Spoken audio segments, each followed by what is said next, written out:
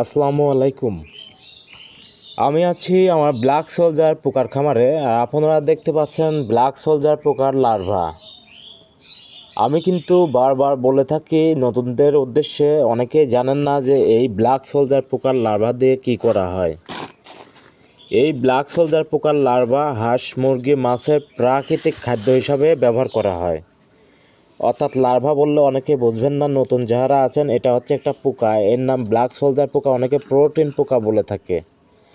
হাঁস, মুরগি, মাছের প্রাকৃতিক খাদ্য হিসাবে অর্থাৎ ফিডের বিকল্প খাদ্য হিসাবে ফিড না খাইয়ে এই ব্ল্যাক সোলজার পোকা হাঁস, মুরগি, মাছ, কোয়েল পাখির খাবার হিসাবে ব্যবহার করা যায়।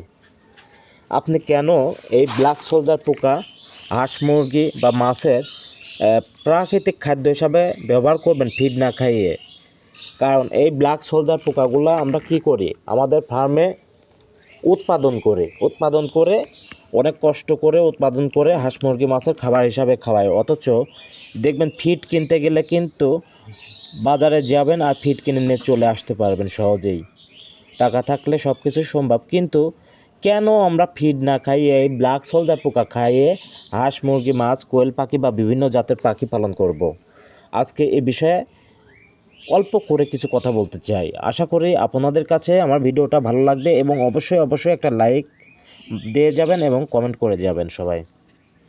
আর যদি কারো কাছে আমার ভিডিও ভালো না লাগে অবশ্যই বাজে কমেন্ট না করিয়ে এড়িয়ে চলে যাবেন। বাজে কমেন্ট করলে ভিডিও বানানোর মন মানসিকতা নষ্ট হয়ে যায়। তো আর কথা না বাড়াই আসল কথায় যাই, যে দেখুন আমরা যে লার্ভাগুলা আমি আপনাদেরকে এখন দেখাচ্ছি, এই লার্ভাগুলা এরকম কি করা হয়, এই যে ইট দিয়ে যে হাউসগুলা করা আছে, হাউসের মধ্যে পোকাগুলা উৎপাদন করা হয়। এখন পোকাগুলা কি এমনিতে হয়ে যায় খাবার দিলে? না, খাবার দিলে এমনিতে হয় না। এই পোকার নাম ব্ল্যাক সোলজার পোকা। দেখেন অধিকাংশ পোকা কিসের মধ্যে, আপনি খাবারের নিচে সব খাবার খাচ্ছে। এই ব্ল্যাক সোলজার পোকা আমরা এটা আলাদা একটা জাত, বাইরে থেকে হয়তো আনা হয়েছে কোনো এক সময়। তো এই জাতটা দিয়ে আমরা কি করি, এক পর্যায়ে ডিম সংগ্রহ করি এবং ডিম থেকে যে রেণু হয়, রেণু থেকে আমরা পরবর্তীতে এই ব্ল্যাক সোলজার পোকার লার্ভা পাই। এবং এই লার্ভাগুলো চাইলে ডেলি দিন 100 কেজি, 200 কেজি বা 500 কেজি উৎপাদন করা সম্ভব। এই ব্ল্যাক সোলজার পোকার লার্ভা প্রত্যেক কেজিতে অর্থাৎ প্রতি কেজিতে উৎপাদন খরচ সব মিলে দাঁড়ায় প্রায় 10 থেকে 12 টাকা, কোনো ক্ষেত্রে 8 টাকা। আগে যেহেতু নিজে একাই করতাম, এখন লোকজন দিয়ে করানো লাগে, খাবারও বেশি লাগে, খাবার খরচ বেশি পড়ে। এই ক্ষেত্রে 10-12 টাকা কেজিতে খরচ পড়ে যায়। তো কেজিতে ধরুন সে আপনি আমার কথা 10-12 টাকার জায়গায় 20 টাকা ধরুন, কেজিতে 20 টাকা খরচ পড়ে যায়। আমার কথা ধরবেন না, আপনারা ধরুন আরও 8 টাকা বা 10 টাকা বেশি, কেজিতে 20 টাকা খরচ পড়ে যায়। এখন আপনি হিসাব করবেন যে আপনার খামারে হাঁস, মুরগি, মাছ বা কোয়েল পাখি যাই থাক, আপনি কিন্তু ফিড কিনে খাওয়াচ্ছেন প্রায় 70 টাকা কেজি। এখন ফিড না খাইয়ে ফিডের পরিবর্তে যদি ডেলি দিন 50 কেজিও আমাদের মতো এরকম ব্ল্যাক সোলজার লার্ভা উৎপাদন করে খাওয়ান, আর কেজিতে যদি 50 টাকা করে সেভও হয়, 20 টাকা করে যদি খরচও ধরেন, যে 1 কেজি ফিডের মূল্য 70 টাকা, সেখানে 1 কেজি ব্ল্যাক সোলজার পোকা উৎপাদন খরচ 20 টাকা।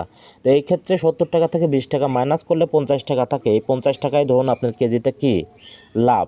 ডেলি দিন যদি 50 কেজি ব্ল্যাক সোলজার পোকা উৎপাদন করে হাঁস, মুরগি, মাছের প্রাকৃতিক খাদ্য হিসাবে ব্যবহার করতে পারেন, তাহলে দেখবেন ডেলি আপনার 2500 টাকা সেভ হবে। আর ডেলি এই হিসাবে যদি 2500 টাকা সেভ হয়, তাহলে মাসে কিন্তু প্রায় 70-75 হাজার টাকা, বড় একটা অ্যামাউন্টে যায় দাঁড়াচ্ছে।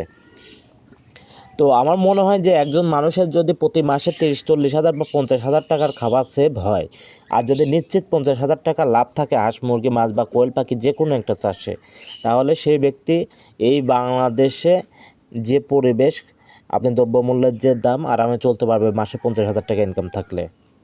আপনি যে পোকাটা উৎপাদন করে খাওয়াচ্ছেন, মাসের শেষে এটাই যা হিসাব করবেন যে আপনার খাবারে কত টাকা বাঁচছে, ওটাই আপনার লাভ। আর একটা বিষয় মাথায় রাখবেন, এই পোকা শুধু খাওয়ালে যে লাভ হবে তা না। আপনি ফিডের তুলনায় হাঁস, মুরগি, মাছের মাংস বৃদ্ধি করে দ্রুত, কারণ ফিডের মধ্যে যে পরিমাণ প্রোটিন থাকে ওই তুলনায় আপনি ব্ল্যাক সোলজার এই ধরনের পোকার মধ্যে বা লার্ভার মধ্যে ওর চেয়ে প্রায় ডাবল, না হলেও ডাবলের কাছাকাছি প্রোটিন থাকে। আর আপনারা বিশেষ করে যদি প্রোটিনটা কি পরিমাণ আছে, খাওয়ানো যাবে কি না এই বিষয়ে জানতে চান, তাহলে আপনাদের যে পানি সম্পদ অফিস আছে আপনারা অবশ্যই যোগাযোগ করে ওখানে দেখবেন যে খাওয়ানো যাবে কি না। যাই হোক, আর কথা বাড়াবো না। আপনারা বিশেষ করে অনেকেই জানতে চান যে ভাই ব্ল্যাক সোলজার পোকা তো উৎপাদন করে খাওয়ানো যায়, এটা আমরা অনেকেই জানি, কিন্তু এই পোকাগুলা উৎপাদন খরচ কত কেজিতে এবং কিভাবে সহজে উৎপাদন করা যায় ব্ল্যাক সোলজার পোকার খাবারকে।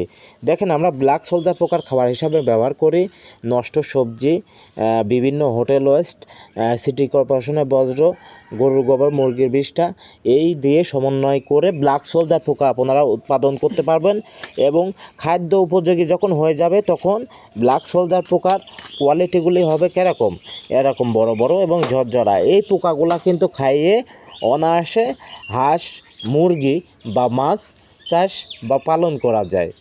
তো আমি যদি, যেহেতু খাওয়ানো হয়েছে, আমরা 3 বেলা করেই খাওয়াই এগুলা, তারপরও আমি বলতে চাই যে এই যে ব্ল্যাক সোলজার লার্ভা আমি যদি অল্প কিছু নিয়ে আপনাদের কে ছিটাই দিয়ে দেখাই তাহলে হয়তো বুঝবেন। আমি এখান থেকে নিলাম, দেখেন এই পোকাগুলা কি পরিমাণে খায়, জাস্ট এটা একটু আপনাদের দেখাইতে চাই।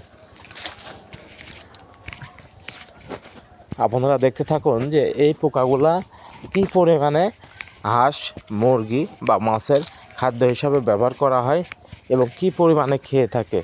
তো মূলত হাঁসগুলা এপাশে ভিতরে, এখন ভিতরে যাওয়াটা একটু আমার কাছে মনে হচ্ছে অন্যরকম হবে।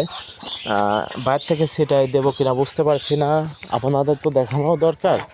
তো ওই ক্ষেত্রে এই যে এই পাশে দেখছি কয়েকটা হাঁস আছে, তো আমরা এখানে এগুলা ব্যবহার করে দেখতে পারি যে এইগুলা আসলে মূলত হাঁস, মুরগি, মাছের খাবার হিসাবে ব্যবহার করা যায় কি না।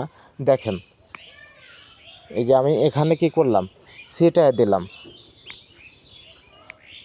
এখন এইগুলা কিন্তু হাঁসগুলা আসবে, দেখেন আসছে, ছিটানো দেখছে, আসার পরে এই পোকাগুলা দেখেন কি পরিমাণে খায়, এটা একটু আপনাদের দেখাইতে চাই। আপনারা একটু খেয়াল করলে, লক্ষ্য করলে বুঝতে পারবেন।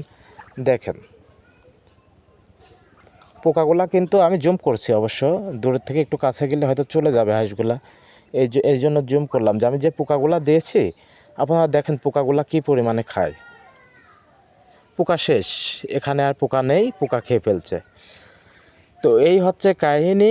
আমরা ফিডের পরিবর্তে কি করতে পারি, যে কোনো হাঁস, এটা যে চীনা হাঁসের ক্ষেত্রে ব্যবহার করা যাবে, রাজহাঁসের ক্ষেত্রে তা না, যে কোনো হাঁসের ক্ষেত্রেই প্রাকৃতিক খাদ্য হিসাবে আপনারা কি করতে পারবেন, ব্যবহার করতে পারবেন। এবং আমাদের যে পোকা খাইয়ে মোটামুটি ইয়েগুলা হয়েছে হাঁসগুলা, দেখেন আমি যদি একটা হাঁস দেখাই, হাঁসটা সাইজ দেখলে আপনি বুঝতে পারবেন বাবারে বাবা, অনেক বড় বড় হাঁসগুলা হয়েছে এবং হাঁসগুলা কি দেখার মতো হয়েছে।